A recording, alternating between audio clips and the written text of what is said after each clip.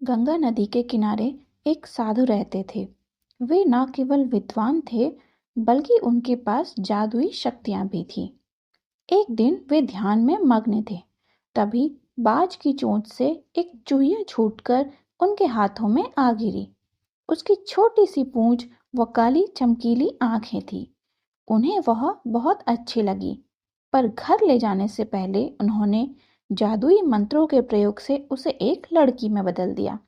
वे उस लड़की को घर ले जाकर पत्नी से बोले, तुम हमेशा से संतान चाहती थी ना, तो लो, आज से यही हमारी पुत्री है। इसे पूरी देखभाल व स्नेह से पालो। साधु की पत्नी भी अपनी पुत्री को देख प्रसन्न हो उठी। वह उसे राजकुमारी की तरह पालने लगी। साल बीतते गए। नन्ही लड़की एक सुंदर युवती बन गई। जब वह 18 वर्ष की हुई तो साधु व उसकी पत्नी उसके लिए वर तलाशने लगे। साधु ने कहा, मेरी बिटिया का विवाह ऐसे व्यक्ति से होना चाहिए जो सबसे बड़ा हो। मेरे हिसाब से सूर्य ठीक रहेगा। पत्नी ने भी हामी भरी।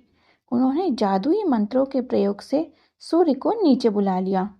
उन्होंने उसे अपनी पुत्री से विवाह करने को कहा, पर पुत्री ने पहले ही ना कर दी। वह बोली, पिताजी, यह तो बहुत गर्म है। मैं उससे विवाह करूंगी जो इससे भी बेहतर हो। साधु निराश हो गए। उन्होंने सूर्य से कहा कि वे ही कोई वर सुझाएं। सूर्य ने कहा, बादलों के देवता से बड़ा कौन होगा? उनमें तो मेरी किरणों को भी रोकने की शक्ति है। साधु ने बादलों को नीचे बुलाया। वह अपनी पुत्री से विवाह करने को कहा। इस बार भी पुत्री ने मना कर दिया। वो बोली, ये तो कितना बदसूरत है, मैं इससे विवाह नहीं कर सकती। साधु ने बादल देवता से कहा कि वही कोई अच्छा वर सुझा दे। वे बोले, पवन देवता ठीक रहेंगे। वे तो मुझे भी अपने फूंक से उड़ा देते हैं। साधु ने पवन देवता को बुलाकर अपनी पुत्री से विवाह करने को कहा। पुत्री ने फिर इनकार कर दिया। वो बोली, मैं इससे शादी नहीं करूंगी।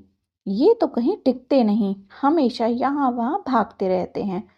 साधु ने पवन देव से पूछा, क्या मेरी पुत्री के लिए ऐसा वर हो सकता है जो आपसे भी बेहतर हो?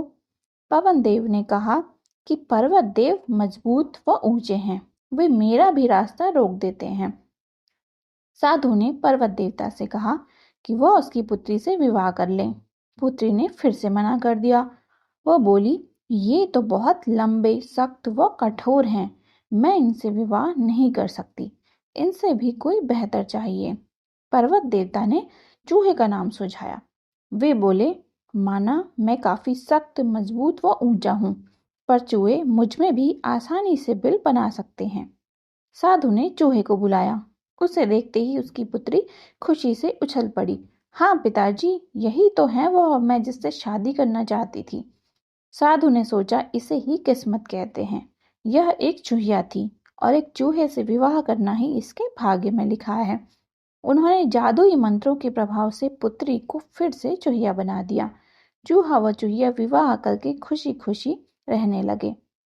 इस कहानी से हमें यह शिक्षा मिलती है कि कोई भी अपने मूल स्वभाव को नहीं बदल सकता।